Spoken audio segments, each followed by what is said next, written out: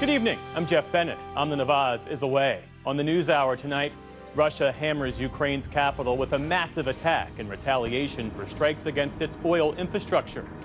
A stunning rescue. A man is pulled from the rubble 8 days after the Venezuela earthquakes. We speak with humanitarian José Andrés about efforts to find and support the survivors. They will not give up until they are 100% certain that nobody is alive under the rubble. And 250 years ago, the Second Continental Congress declared independence from Britain. Judy Woodruff looks back on America's history from the place where it all started. Here we are, Philadelphia, and we are standing in front of Independence Hall. I don't know about you, but I have goosebumps. It's so cool. It's so cool.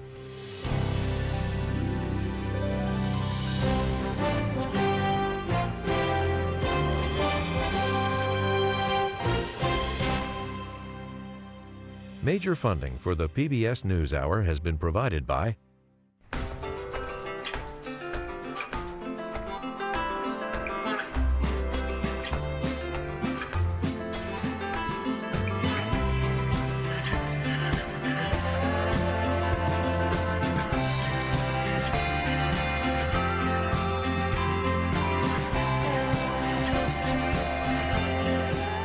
moving our economy for 160 years. BNSF, the engine that connects us. the Gordon and Betty Moore Foundation, established to create positive outcomes for future generations.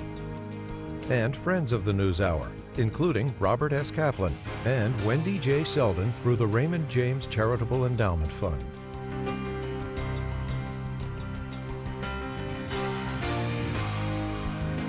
And with the ongoing support of these individuals and institutions.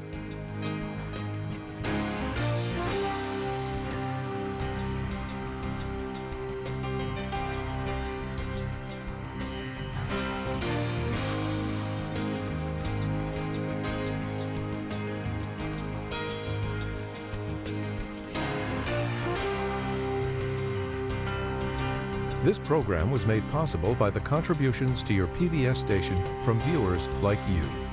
Thank you.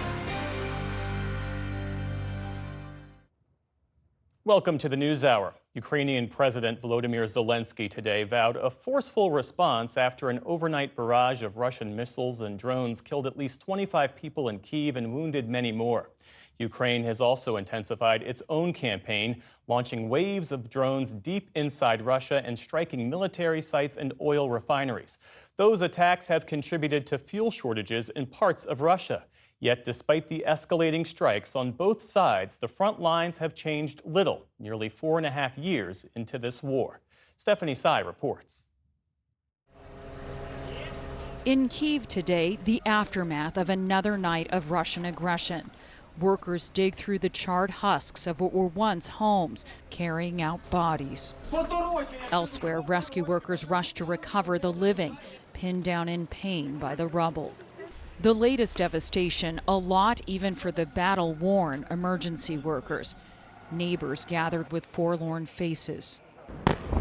The flurry of Russian attacks that occurred overnight, among the heaviest and deadliest on the capital since the war began, lighting up the early morning sky and carving craters outside apartment blocks.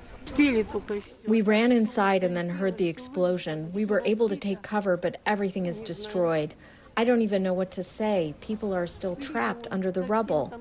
Ukrainian President Zelensky today visited the sites, urging an end to the war and calling out U.S. negotiators. They have to come to see, to understand, and to explain to President, and then to answer in a very polite manner how Steve Witkoff can to Russia what they have to do.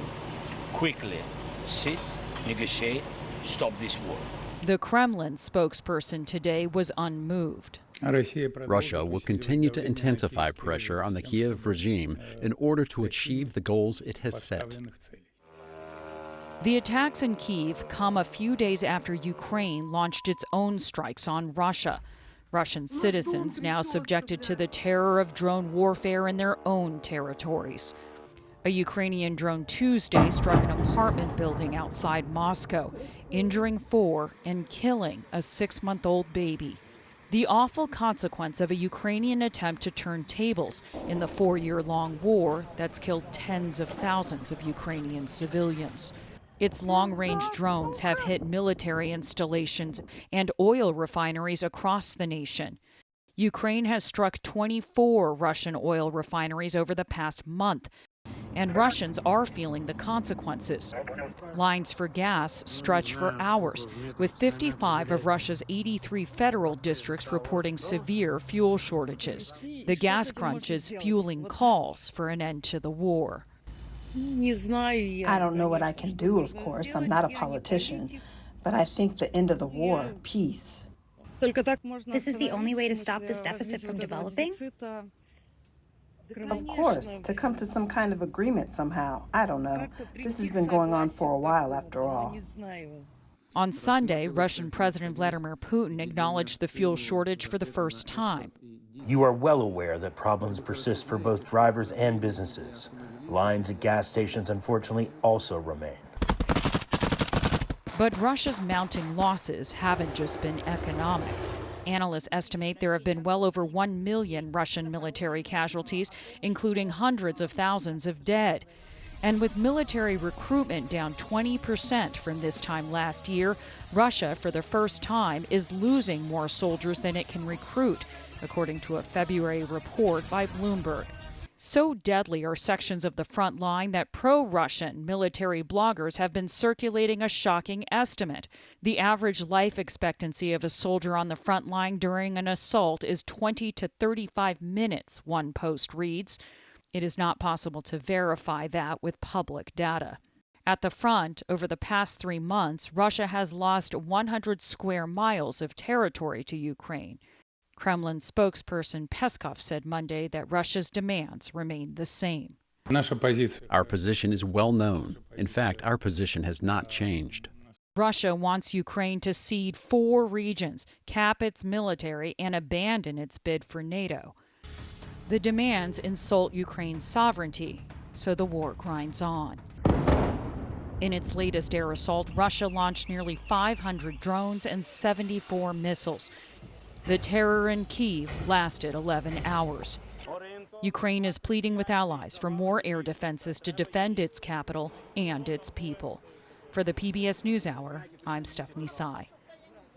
We start the day's other headlines in Washington, D.C., where a former U.S. Olympian faces a felony charge for allegedly vandalizing the newly refurbished reflecting pool. Former canoe racer David Hearn has denied wrongdoing, saying he reached into the water after noticing a partially detached piece of the pool's sealant. At a press conference today, U.S. Attorney Jeanine Pirro called Hearn's actions deliberate. They are an affront to the dignity of our shared history, and we will not allow our sacred monuments to be roped off, defaced, or diminished, or in any way impacted by disgruntled individuals. President Trump has blamed vandals for the pool's problems following a quick and costly makeover. In a statement, Hearn's lawyers called the charges outrageous. As we head into the July 4th holiday weekend, nearly 200 million Americans remain under heat warnings ahead of what's expected to be, for many, one of the hottest Independence Day holidays on record.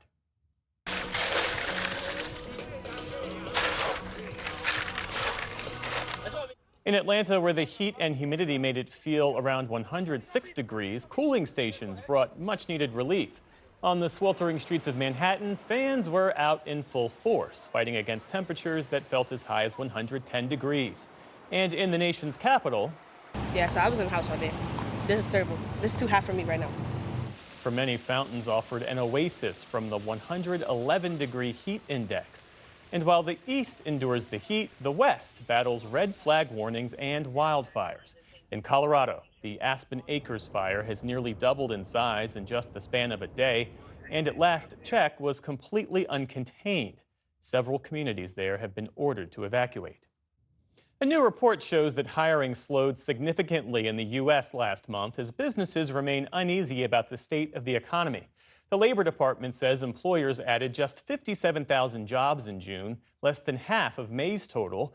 The unemployment rate declined slightly to 4.2%.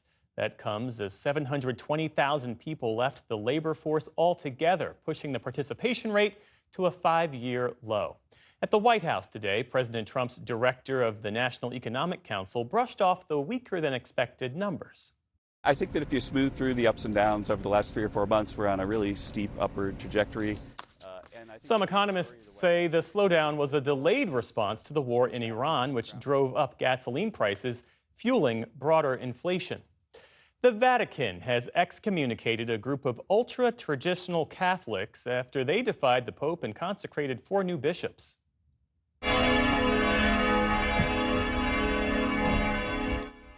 The Society of St. Pius X held the ceremony yesterday in Switzerland despite an order from Pope Leo to desist. Today's sanctions include a ban on officiating marriages and hearing confessions, and the Vatican warned that all formal followers of the society, quote, are to be considered schismatic and excommunicated. It's Pope Leo's biggest internal crisis since taking on the role last year.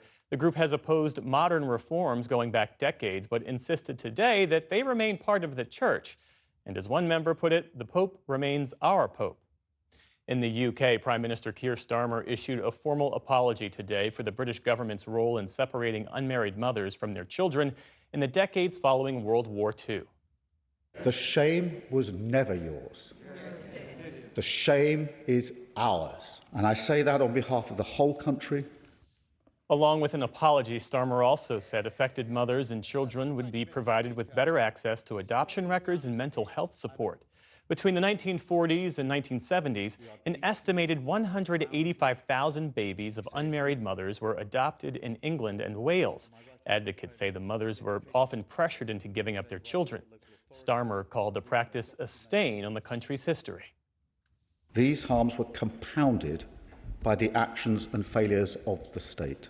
The state bears responsibility for the systems it funded and legitimised, which enabled these practices to occur. Earlier in the day, Starmer met with and personally apologized to a group of advocates. Today's actions follow similar apologies from governments in the Netherlands, Australia, and Ireland, among others. Well, a day after scaling the Empire State Building and getting engaged, 2 daredevil climbers were charged with multiple felonies today, including burglary and reckless endangerment. The Russian couple told reporters as they left court that they, quote, believe in love. They were released without bail. The fear never goes away. You just get better at facing it. The pair's previous climbing exploits were the focus of the 2024 Netflix documentary Skywalkers, a love story about their illegal climbs and their then budding romance. The NYPD is now reviewing surveillance from the Empire State Building. They believe the pair entered through a locked maintenance hatch on the observation deck of the 102nd floor. On Wall Street today, stocks ended mixed ahead of the July 4th holiday weekend. The Dow Jones Industrial Average jumped nearly 600 points to close at a new all-time high, but the NASDAQ lost ground, giving back around 200 points. The S&P 500 ended virtually unchanged. Still to come on the NewsHour, how a host of legal challenges are complicating the upcoming midterm elections. Journalists Maggie Haberman and Jonathan Swan discuss their new book on Donald Trump's unconstrained second term. And a hard-fought win in the World Cup knockout round raises hopes for the U.S. men's team. This is the PBS News Hour from the David M. Rubenstein studio at WETA in Washington, headquarters of PBS News. More than a week after Venezuela's devastating earthquakes, today there was a rare moment of hope. A security guard was pulled alive from the rubble after 8 days trapped underground, following a painstaking multinational rescue effort. But for most, the crisis is only deepening. The official death toll has climbed to nearly 2,300, with thousands more injured and tens of thousands still unaccounted for. As rescue efforts continue, overwhelmed morgues, growing humanitarian needs, and mounting frustration over the pace of the response are compounding the crisis. Amid that effort is Chef José Andrés, whose organization, World Central Kitchen, is on the ground delivering meals to survivors and first responders. Chef Andrés, welcome to the NewsHour. You have responded to disasters from Haiti and Puerto Rico, from Ukraine to Gaza. No two disasters are alike. What are you seeing on the ground there in Venezuela that the cameras simply can't capture? What's striking you the most? What is striking me the most right now is with a window of maybe 2-3 days where all the amazing search and rescue teams are working every single minute of the day, 24 hours a day, to try to find people that they may be alive under the rubble. Today we were able to be delivering food in many different places. And today at least, I was in 5 places where the teams will not give up because they have hope that somebody may be alive under the rubble. And this is only 5 buildings, I know. I'm sure it's few others. So what is amazing is that these people don't give up. Even when someone already 1 or 2 days ago said, maybe nobody's here, when you have dogs that they specialize in knowing if he's live, people alive, when those dogs bark, and when you send not only 1 dog, but 2, 3, 4 other dogs from different teams, in that moment, everybody thinks it's worth to keep working, even it's gonna be hard work. And this is what is amazing, but it doesn't surprise me because many of the teams, search and rescue, are good what they do, that they will not give up until they are 100% certain that nobody is alive under the rubble. When we've spoken in the past, you've said that a hot meal is more than just about the food. It offers people hope. It offers people a sense of dignity. What are you and your teams hearing from the families that you're serving there? What are they telling you? What kind of stories are they sharing? The people of Venezuela are the most thankful people in the history. Unfortunately, I've been here a few times because of emergencies. During COVID, before, when it was one of the biggest refugee crises, we need to remember that Venezuela is one of the groups in the world that has the most people outside the country, all around Latin America and the United States.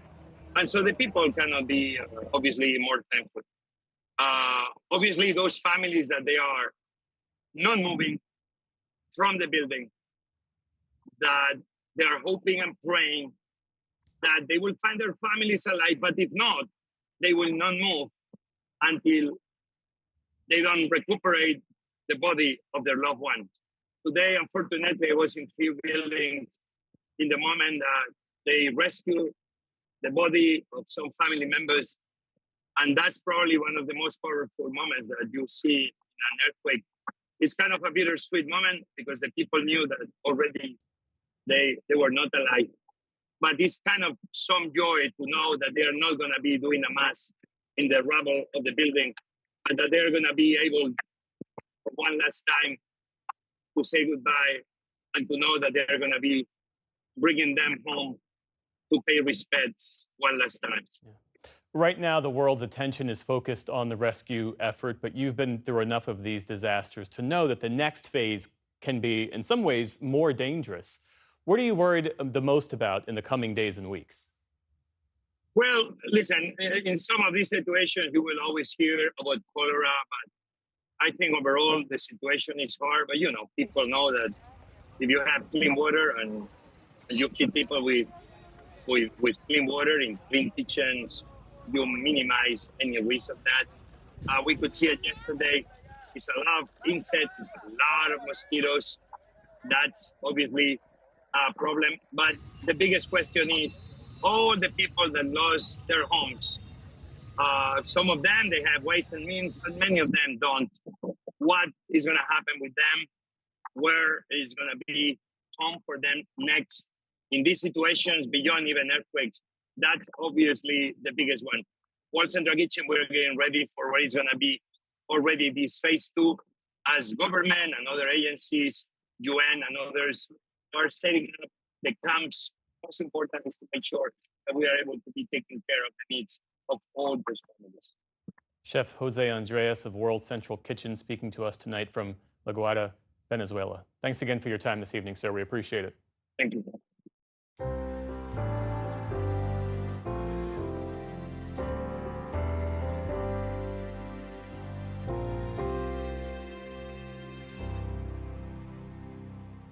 As President Trump pushes for a greater federal role in election administration ahead of the midterms, dozens of legal challenges are moving through the courts, and their outcome could shape this fall's elections.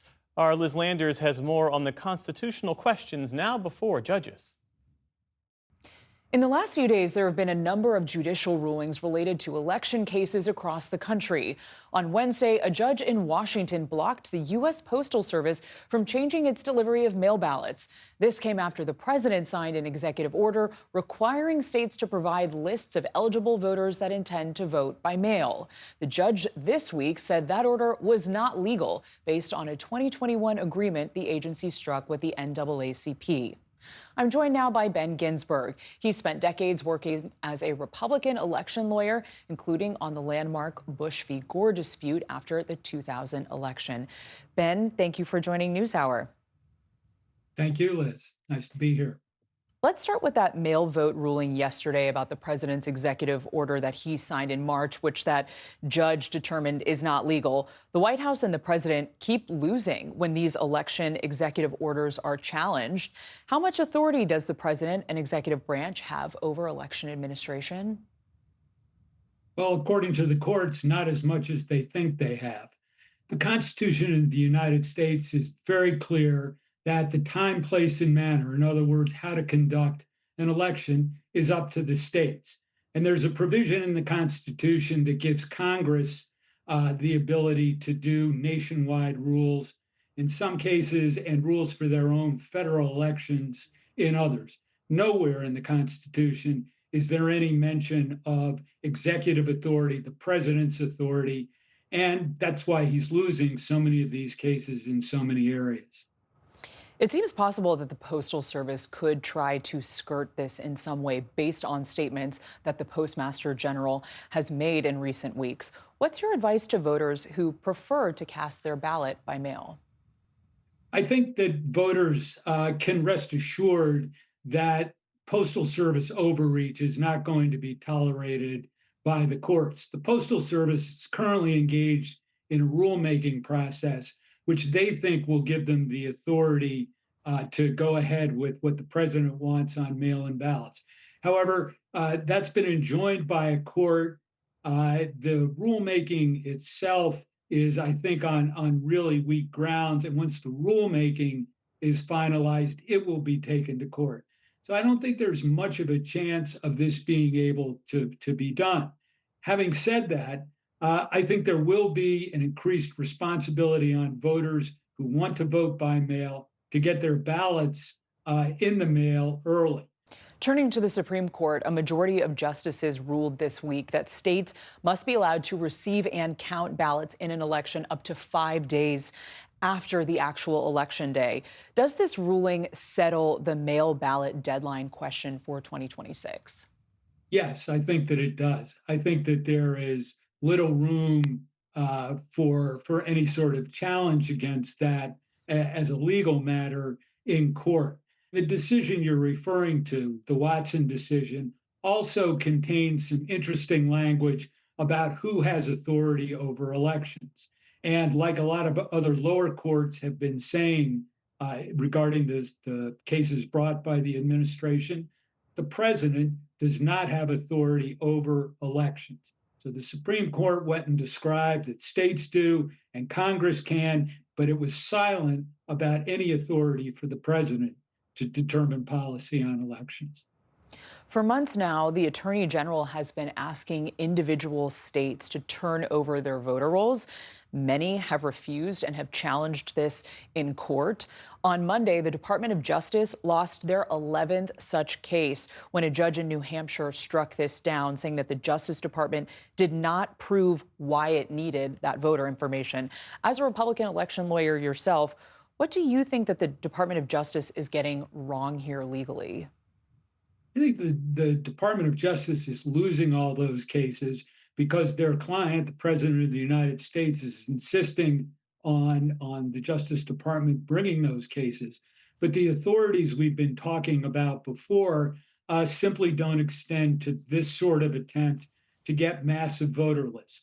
Not only is there a question about the authority of the president to ask for this information, in fact, these voter rolls include very sensitive private information about people, your most sensitive information like social security numbers and date of birth. And in this era of identity fraud and theft, states are particularly cognizant of needing to enforce the privacy rights of their citizens, so are opposing these attempts.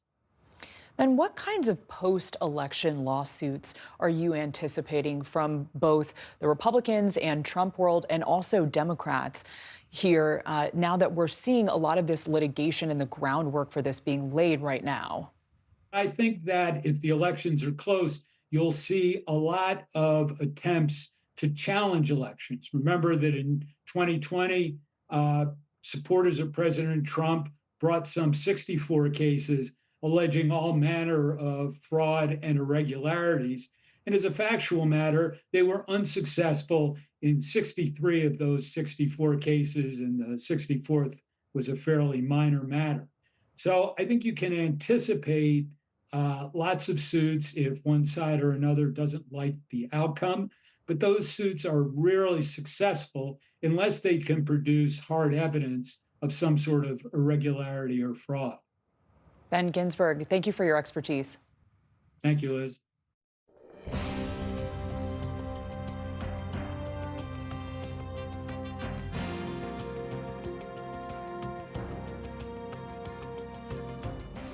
For one of the most revealing looks to date inside the second Trump White House, we turn now to a new book by veteran reporters Maggie Haberman and Jonathan Swan.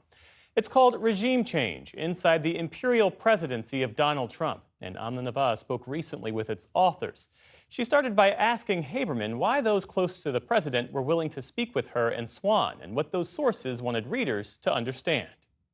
So I can't speak to what people's motives are, but I will say that a number of people took risks to try to help us get reporting accurate, and we want to be very careful here.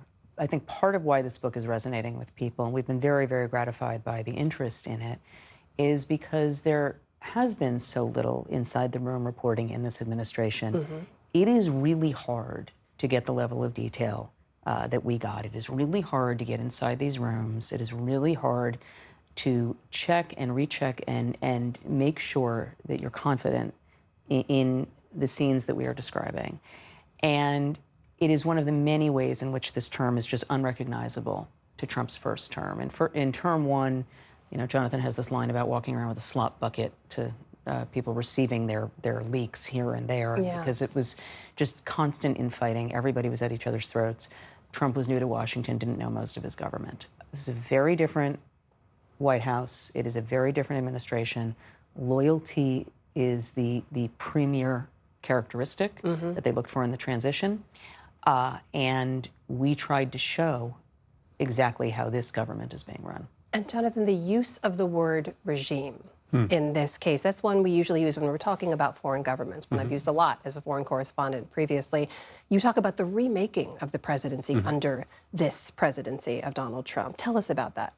So we actually came up with the title for the book, Regime Change, before Trump launched his regime change operation in Venezuela, before they started what looked like a regime change war in Iran, didn't turn out to be. It occurred to Maggie and I, you know, a few months into covering this second term, that A, it was, as Maggie said, unrecognizable from the first term, but B, it was also unrecognizable from any American presidency in our lifetime. And in some respects, from any American presidency, full stop, in the way that he was using power. So it occurred to us that we were covering a form of regime change in this country, in the United States. Maggie, you talk about the difference between the first Trump presidency and the second. And I recall in the first, all the conversations about the adults in the room, some of the moderating forces who would sometimes restrain the president's impulses. This time you document and report times in which there are people in the room who seem to be pushing him even further, like trying to get him to suspend habeas corpus, for example. What's happening in the room now? Who are the moderating forces, if there are any? It's a totally different presidency. And one thing we wanted to show in this book is how this is a government that is basically being run by a half a dozen people who are in these meetings with Trump, give or take a few, depending on the subject matter. But it is a tiny, tiny group of people who are all around Trump. And if you are at agencies across this government, if you are at the State Department, if you are at the Pentagon, if you are at the CIA and a number of others, if you are not in the room, you often have no idea what's going on because the decisions are being made that quickly. We both felt pretty strongly that last year we were living through the most consequential year of an American presidency in our lifetime. And we were trying to capture that history while memories were fresh and to help people understand, people who are curious about how their country is being run.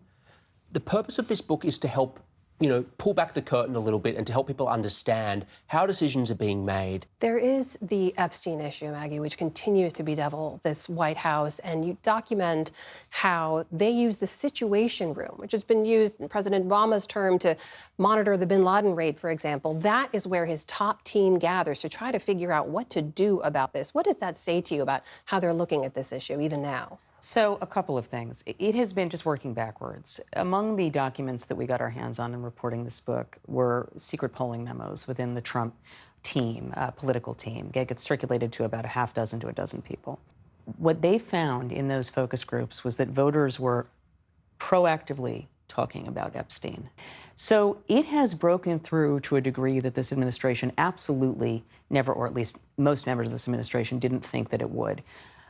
But it also was the moment, and we tried to lay this out in the book, when you could start to see Trump losing political altitude with his own base and credibility with his own base last summer, because he wanted nothing to do with Epstein. There were a number of people in the MAGA movement who had been very vocal about releasing all files related to Jeffrey Epstein.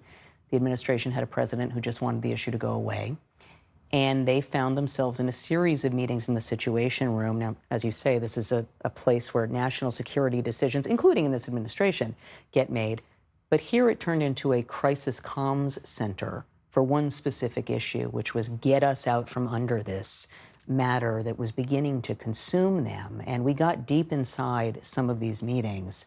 The president was not part of them, but some members of these meetings would later say that it was just surreal to be discussing some aspects of the Epstein files in this room. And it paralyzed that administration almost as much as the special counsel investigation into Russia did years earlier in term one. And we tried to lay that out.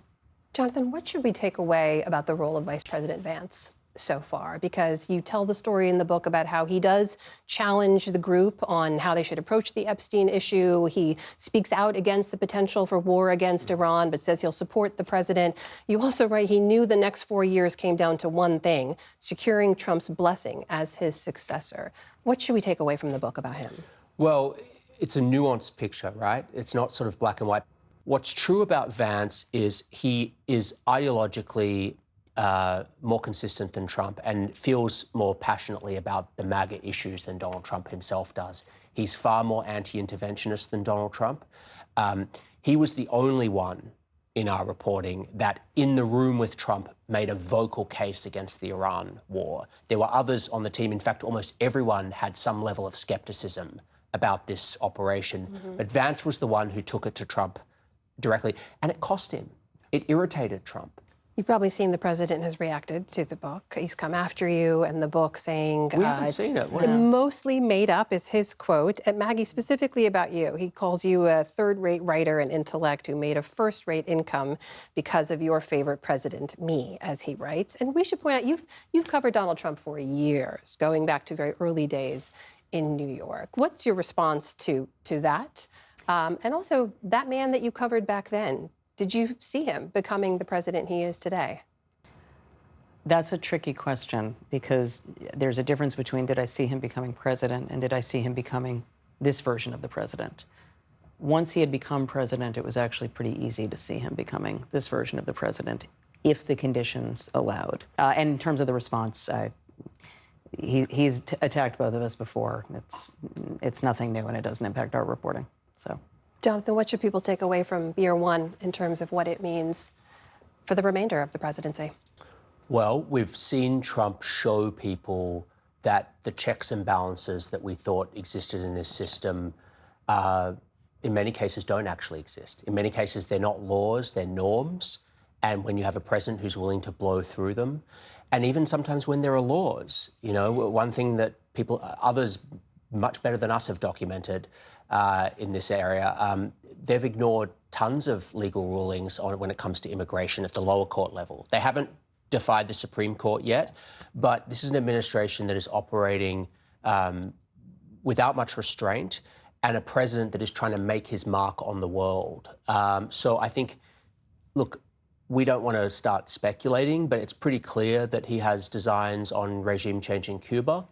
I don't think he's going to retire quietly into the night and become a lame duck. I think Donald Trump is going to be very, very active through the last 2.5 years of his presidency. And after. Yeah, I agree with that. He's not ceding the stage and going off to write books and give speeches. Maybe he'll give speeches, but he's not going to disappear.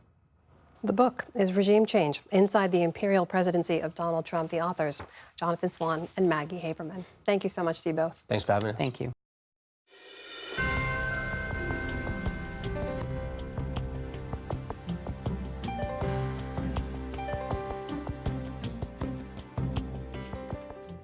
Well, let's turn now to the World Cup, where last night the U.S. men's team punched their ticket to the round of 16 with a 2-0 win over Bosnia and Herzegovina. Soccer fans across the country celebrated the win despite a controversial red card that will keep the team's top goal scorer out of the next game. It was the first victory for the American men in a knockout round of the World Cup since 2002, and it sets the stage for a Monday night matchup against Belgium. To break it all down, we are joined once again by Leander Sherlockens. He is soccer columnist at The Guardian and author of The Long Game, U.S. Men's Soccer and Its Savage 4-Decade Journey to the Top, or thereabouts. Leander, always good to see you. You got those books well placed behind you on that counter, friend. So let's talk about this big win, this big U.S. win last night. How did the team get it done? And what does it mean for the men's team going forward? Well, it's obviously huge because if you don't win that game, you're out. Going into this World Cup, the U.S. had entered a knockout game at the World Cup where losing would send them home 8 times, won only once. And as you mentioned, that was 24 years ago. So they really, really needed this, but also they kind of had to, break that spell a little bit. They'd also gone 13 games without beating a European team. I think there was a pretty good sense that Bosnia was eminently beatable. And I think on the whole, the U.S. outclassed them last night. They were just better all over the field. But there was that complication of the red card handed out by the Brazilian referee to Folarin Balogun, who had scored the first goal for the U.S., who was an absolute pest up and down the field, and who's going to be very badly missed in that round of 16 game against Belgium, because I don't think they have another player like him who can bring that kind of energy and those goals. Yeah, I mean, I think it's fair to say, is the best, most consistent attacking player on that team. What did you make of the call? And I should also ask, is there any realistic path for that decision to be overturned by Monday? Second part first, no, there is not. There is no appealing this decision, so unfortunately they will be without Balogun. They have other strikers in Haji Wright and Ricardo Pepi, but Balogun had been the hot hand, or the hot foot, I suppose, since we're talking soccer. He'd been the guy who was in form. He was really combining beautifully with Christian Pulisic and Malik Tillman. The attack was flowing really well. And the call is really dubious. More often than not, I think that wouldn't be a red card. It's maybe a yellow card. He went up for a ball. He wasn't looking at his marker. He accidentally kind of rakes his cleats down the back of his calf and onto his ankle, but he didn't mean to. It was a dangerous play, but it was really a very tough call to give him a red there and to send him home and to really meaningfully affect the rest of this tournament for the U.S., because now they face Belgium, a team that actually knocked the U.S. out of the 2014 World Cup with a bunch of players who are still there. It's a very veteran team, very experienced team. And the last time the U.S. faced Belgium was in a friendly game in March when the Belgians actually won 5-2. So let's talk about France, because France, they seem to be the team to beat. If there's any other team that's going to stop them, what might that team be? What do they have to do? you may have to compile some kind of all-star team from players from other teams to go up against this France, because they've just been fantastic in this tournament. They've scored at least 3 goals in all of their games. They won very, very comfortably against Sweden in their own round of 32 game. They are cruising. Mbappe is scoring. Michael Olise is possibly the best player of the tournament. And if it's not him, then it's Ousmane Dembélé. So really the 3 best players we've seen so far are all on France. They are on autopilot and they're doing really well.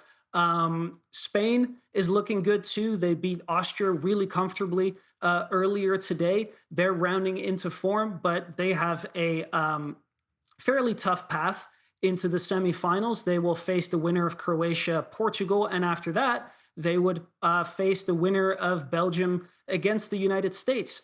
Argentina, meanwhile, is possibly not as talented as the rest of some of the contenders, but they're very experienced. Messi is doing super well, and they have a much clearer path to the semifinals than any of the other heavyweights do in this tournament.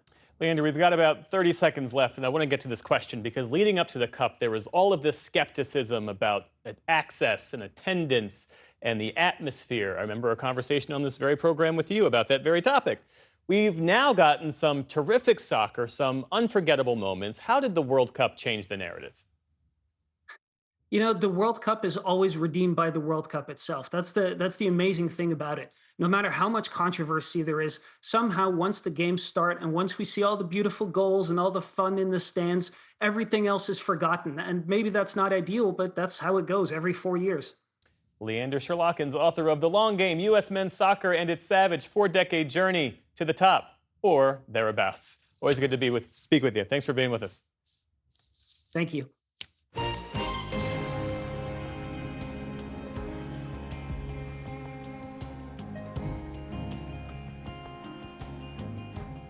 On this day in 1776, the Second Continental Congress officially voted to sever political ties with Great Britain and declare itself independent. And in this week, celebrating 250 years since the founding of the nation, and just ahead of Independence Day, Judy Woodruff brings us a conversation from a site synonymous with the Founding Fathers. It's part of her series, Crossroads America at 250. So here we are, Philadelphia, and we are standing in front of Independence Hall. I don't know about you, but I have goosebumps. It's so cool. It's so cool. We're walking in the footsteps of history, literally, here. It's a building that holds the nation's history within its 4 walls. I wanted to hear about that history from 2 of the best. Presidential biographer Ron Chernow, also renowned for his biography of Alexander Hamilton, and presidential historian Lindsay Chervinsky. Both have studied the Founding Fathers and the time they spent here, debating the Declaration, and 11 years later, the Constitution. In both cases, creating something entirely new in the world. We sat down in the Assembly Room, the room where the United States began. 250 years ago, they would have been here debating whether or not to take that final step to actually declare independence and make the break with Great Britain official. And that was a remarkable thing to do because they knew the consequences if they lost would be death. And so that, I mean, gosh, that choice, what an amazing moment. Absolutely. Just to pick up on Lindsay's point, George Washington knew for a certainty that he would be hanged if he was caught. He made the fascinating statement that during the Revolution, we were fighting with ropes around our neck. In fact, he had a secret plan. If it looked like his arrest was imminent, that he was going to flee to properties that he owned out in the Ohio country. So it's amazing. They were risking everything in doing this. And you have to realize at the time, treason was a capital crime. That is, the punishment was death for sure, and certainly for the leadership. By setting in motion this new system of government consent of the governed, not a king, not a dictator, were they aware how different it was from what had come before? They were. You know, they called it this great experiment. And I think that's a really great term for it because at the time, if they looked around the world, governments were ruled by monarchies and military dictators. There really wasn't much else. So they knew they were doing something that no one alive had seen. The Declaration of Independence, we all tend to focus on, of course, what Jefferson wrote in the preamble, you know, all men are created equal. That received very little attention at the time. For them, the significant thing, Jefferson listed, I think it was 27 different grievances against George III.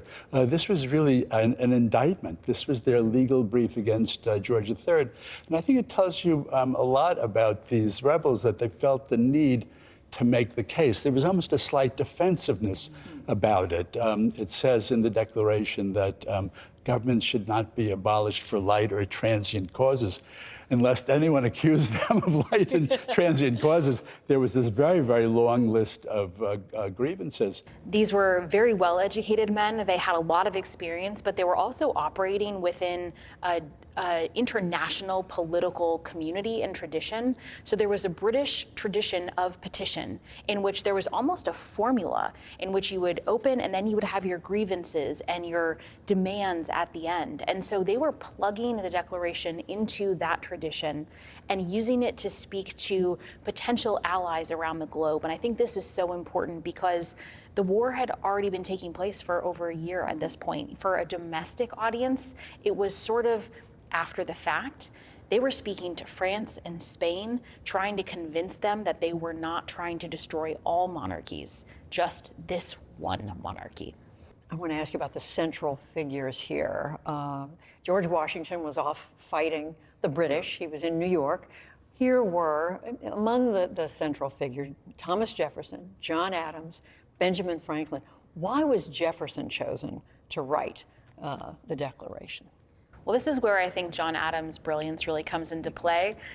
He was, in a lot of ways, the stage manager of the early years of the Revolution. He engineered George Washington's nomination as the commander-in-chief of the Continental Army the year prior, and then he engineered Jefferson's authorship of the Declaration. It was this great lucky break for Thomas Jefferson, who was only 33, not nearly as famous as John Adams and Benjamin Franklin.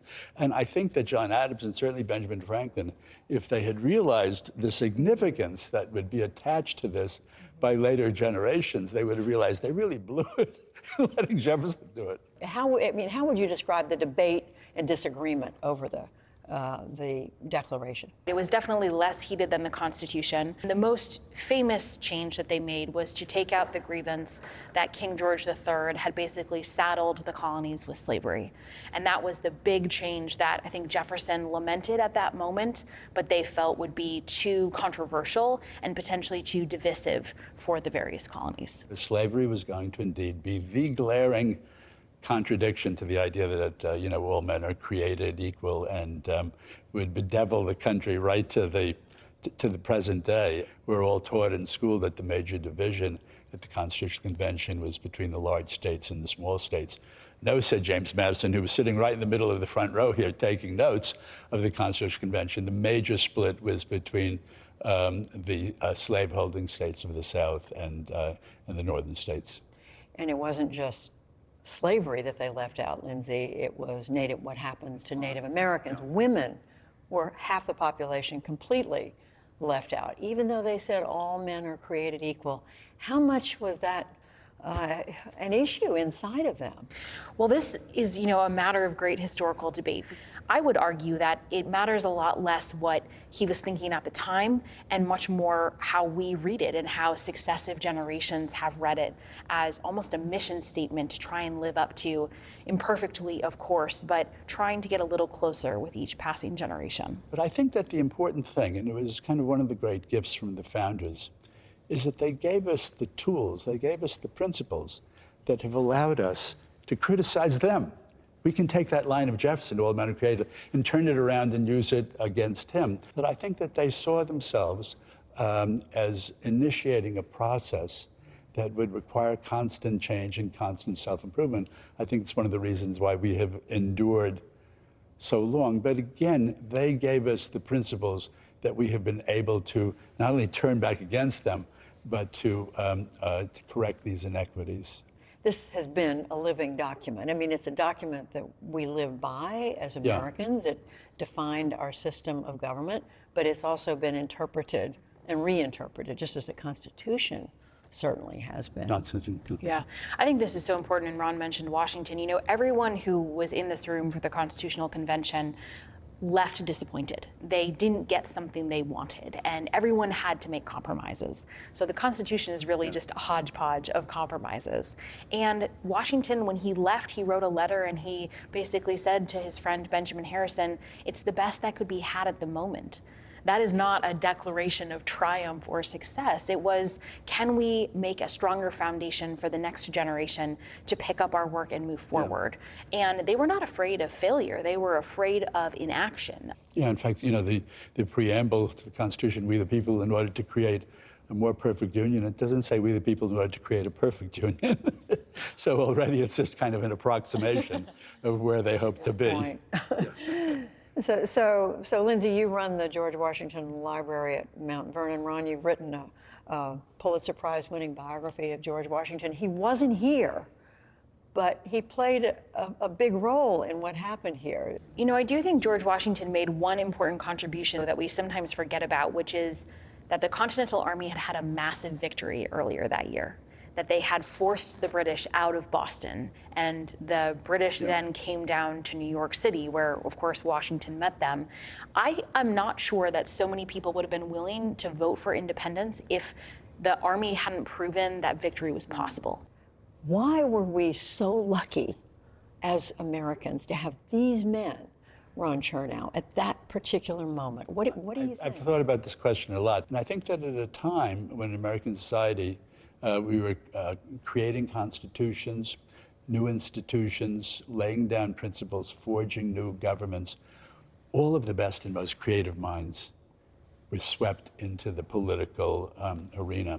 I sometimes think if an Alexander Hamilton were alive today, maybe he'd be working in Silicon Valley, maybe he'd be doing buyouts on Wall Street, maybe he'd be doing biotech research, but he would be an uncomfortable figure in our political system.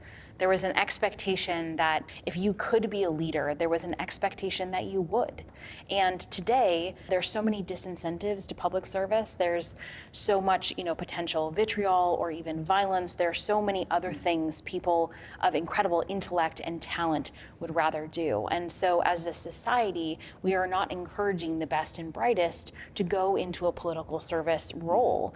And I think as a nation, we've lost as a result.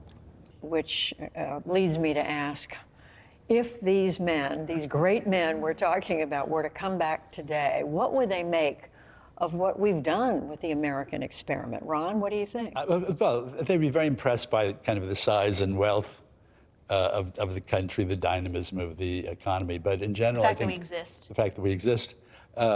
Because what Washington thought the Constitution would last for 20 years, ditto for Hamilton, so that they would be amazed that we were still around and existing under the Constitution that they wrote. But I think that there would be vast dismay about our condition. For one thing, they had created a governmental structure where there was supposed to be three co-equal branches of government. I don't think anyone would say today that we have three functioning branches, much less co-equal branches of government. Washington, in his farewell address, had warned of the bane of factions.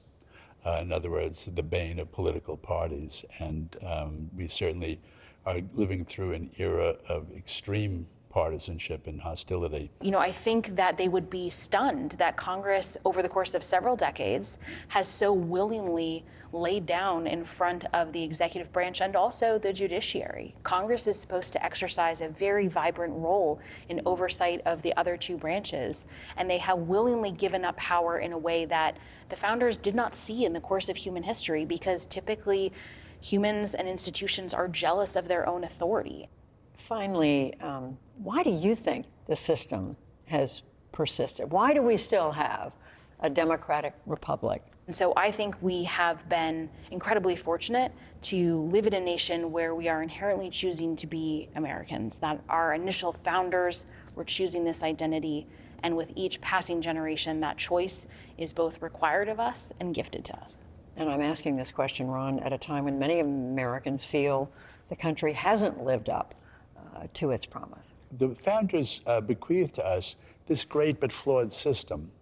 And we have had to keep repairing it and improving it, but they left us with the tools to do that. They left us with the institutions that have allowed us to do, left us with the principles that have animated. And so we're always kind of striving, always moving towards that more perfect union, which we will never achieve. But as long as we're moving in the right direction, we'll be okay. Ron Chernow, Lindsay Chervinsky, thank you both so much for talking with us on this 250th birthday of the country and in this room. Well, thank you for the privilege of being here. It's been a thrill. Thank you, Judy.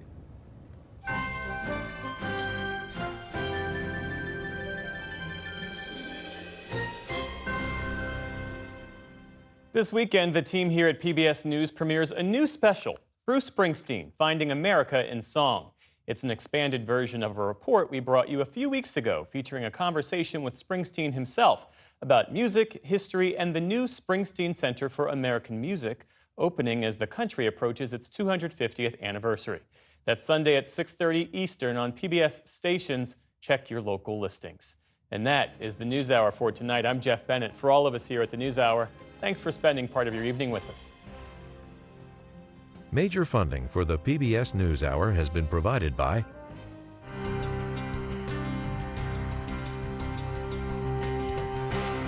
the Andrew Carnegie Foundation, formerly Carnegie Corporation of New York, working to reduce political polarization through philanthropic support for education, democracy, and peace. And with the ongoing support of these individuals and institutions. And friends of the NewsHour, including Leonard and Norma Chlorfine, and the Judy and Peter Bloom Kovler Foundation. And with the ongoing support of these institutions.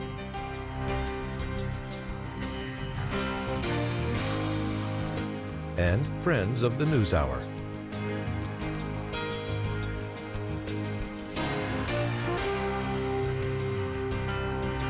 This program was made possible by the contributions to your PBS station from viewers like you. Thank you.